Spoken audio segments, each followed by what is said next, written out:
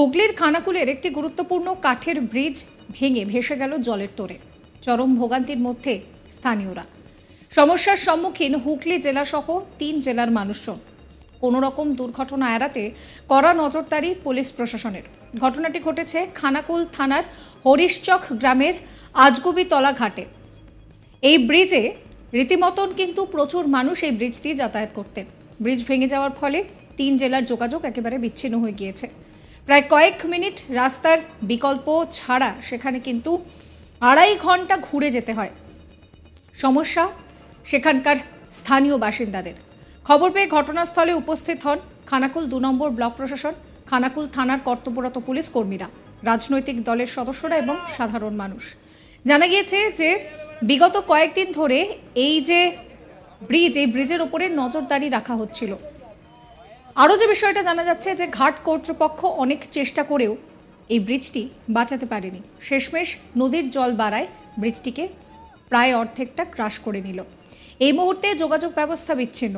বিভিন্ন প্রশাসনিক দফতর চেষ্টা করছে যাতে দ্রুত ব্যবস্থার মোকাবিলা করা যায়।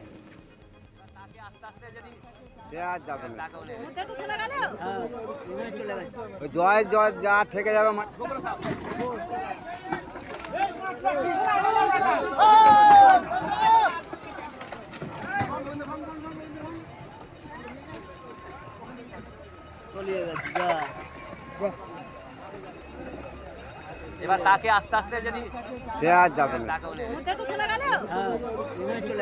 ওই জয় জয় যা ঠেকে যাবে মাটিতে আর যাবে না, উড়ে যাবে। জাতিমাল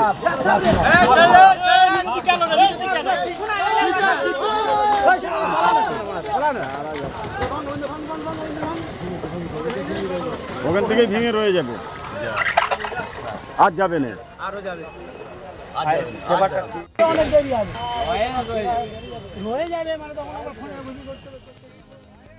আজগুবিতলার ফেরিঘাটে খানাকুল পুলিশ কড়া নজরদারি চালাচ্ছে।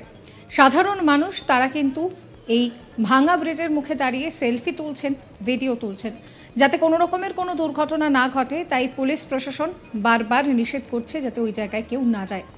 ব্লক সভাপতি রমেন প্রামাণিক কি বলছেন শোনাবো।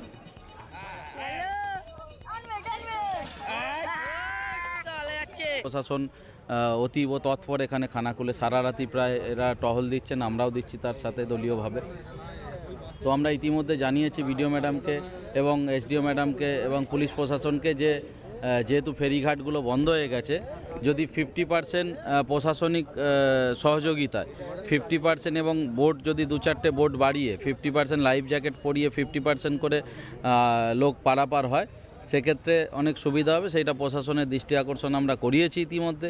বিডিও ম্যাডামকে, বিডিও খানাকুল 2 ম্যাডামকে আমরা জানিয়েছি এবং ওসি সাহেবকে, এসডিপিও সাহেবকে প্রত্যেককেই জানানো আছে। এবং আমাদের সর্বোপরি আমাদের জেলা সভাপতি তথা তারকেশ্বরের বিধায়ক, উনি এটা নিয়ে দফায় দফায় প্রতি সেকেন্ডেই ফোন করে খোঁজ নিচ্ছেন এবং বিধানসভায় গেছেন। উনিও বলেছেন মুখ্যমন্ত্রীর সাথে যদি আমি টাইম করতে পারি নিশ্চিতভাবে খানাকুলের বিষয়ে আরও জানাবো, যাতে যেটা আমরা প্রপোজাল পাঠিয়েছি যে মানুষের যাতায়াতের জন্য যে বোটে 50% লোক নিয়ে লাইফ জ্যাকেট পরে যদি পারাপার করা যায়। কারণ এই ভাঙার ফলে আমাদের হাওড়ার সাথে হুগলি যেটা খানাকুল পুরোপুরি বিচ্ছিন্ন এবং খানাকুলের 4টে জিপি এবং সাবন সিঙ্গাপুরের জিপির কিছুটা অংশ, প্রায় 5টা জিপি ধরতে পারেন। আমরা একদম পুরোপুরি যোগাযোগ বিচ্ছিন্ন হয়ে গেছি। আমার দিকে এখন ওই দিকে যেতে হলে সেই বালিপুর ছত্রসাল দিয়ে ঘুরে ঘুরে যেতে হবে যদি বোটের ব্যবস্থা না থাকে। তো সেক্ষেত্রে আমরা প্রশাসনকে অনুরোধ করেছি যদি 50% এ দিয়ে চালানো যায়। এক স্থানীয় বাসিন্দা তিনি বলছেন যে এইভাবে যাতায়াত করতে যথেষ্ট সময় লাগবে, 2.5 ঘন্টা ঘুরে যেতে হবে, এর একটা ব্যবস্থা হোক, সেই কথা তিনি বলছেন। কি বলছেন তিনি শোনাবো।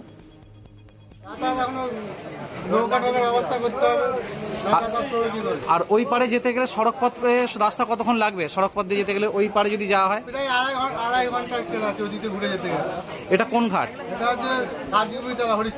কি চাইছেন এখন? আমরা চাইছি যে যাতায়াতের একটু ব্যবস্থা, জলটা কমলে একটা বোর্ড লাগিয়ে যেন ওই পারে যাতায়াত করতে পারে। ওই পারটাও কি খানাকুলের মধ্যেই পড়ছে? ওই পারে কি কি আছে খানাকুল থানার অন্তর্গত? ওই পারে আরেকটা নদী আছে সামনেখানে হরিচকের, তারপরে মুর্শিদাবাদের ব্রিজে রয়েছে, লতিপুর হসপিটাল আছে, গ্রামীণ হসপিটাল আছে, পঞ্চায়েত আছে, গ্রাম পঞ্চায়েত আছে, অনেক বস্তি আছে, গ্রাম আছে, যাতায়াত অসুবিধা হয়ে গেল। পরীক্ষা দেয় ওই দেখ ওই হ্যালো হ্যালো চলে যাচ্ছে যাচ্ছে হাই দেখ চলে গেছে প্রসঙ্গত ডিভিসি জল ছাড়ার পরে দক্ষিণবঙ্গের বেশ খানিকটা অঞ্চল জুড়ে প্লাবন পরিস্থিতি তৈরি হয়েছে। এই ডিভিসির জল ছাড়া নিয়ে রাজনৈতিক তরজাও শুরু হয়েছে। খোদ মুখ্যমন্ত্রীকেও ডিভিসির বিরুদ্ধে তোপ দাগতে শোনা গিয়েছে। তবে শুরুতে যে পরিমাণ ডিভিসি জল ছেড়েছে তারপরে কিন্তু তা কমিয়ে আনা হয়েছে। 1,20,000 কিউসেকের পরিবর্তে মোট 75,000 কিউসেক জল ছাড়া হয়েছে মাইথন ও পাঞ্চেত জলাধার থেকে। কিন্তু এই পরিস্থিতিতে দাঁড়িয়ে নদীর জল বাড়ছে এবং তার জেরে একটা যে ব্রিজ 3টে গ্রামের মানুষের জন্য ভীষণ গুরুত্বপূর্ণ, সেই ব্রিজ কিন্তু রীতিমতন এই জল গিলে খেয়েছে। সাধারণ মানুষ সেখানে সেলফি তুলতে আসছেন, পুলিশ প্রশাসন বারবার বারণ করছে যাতে তারা এইভাবে সেখানে না আসে।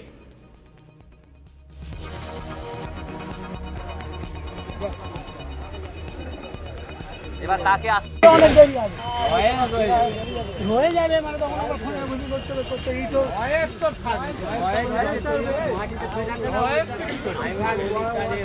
ওর মধ্যে জল আছে টিপে রয়ে যাবে জলের চাপ এই দিকে ক্লিয়ার হবে মাঝখানে ঘর একটা নিয়ে নিচ্ছে না আরো মুড়ে যাবে পরীক্ষা দেয় ওই দেখ ওই হ্যালো হ্যালো চলে যাচ্ছে যাচ্ছে হাই দেখ চলে গেছে আপনি কিন্তু টানছে হাই দেখ যাচ্ছে যা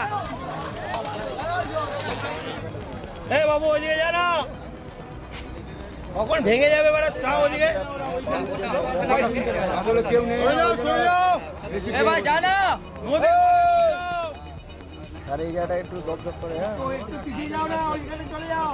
ব্লক সভাপতি রমেন প্রামাণিক কি বলছেন শোনাবো। প্রশাসন অতীব তৎপর এখানে খানাকুলে সারা রাতি প্রায় এরা টহল দিচ্ছেন, আমরাও দিচ্ছি তার সাথে দলীয়ভাবে।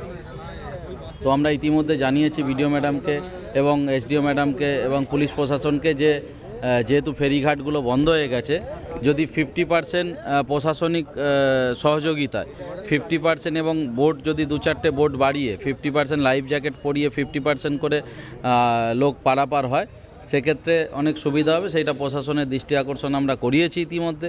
বিডিও ম্যাডামকে, বিডিও খানাকুল 2 ম্যাডামকে আমরা জানিয়েছি এবং ওসি সাহেবকে, এসডিপিও সাহেবকে প্রত্যেককেই জানানো আছে। এবং আমাদের সর্বোপরি আমাদের সাবস্ক্রাইব করবেন আজ তাক বাংলার ইউটিউব চ্যানেলকে, ফলো করবেন হোয়াটসঅ্যাপ চ্যানেলও।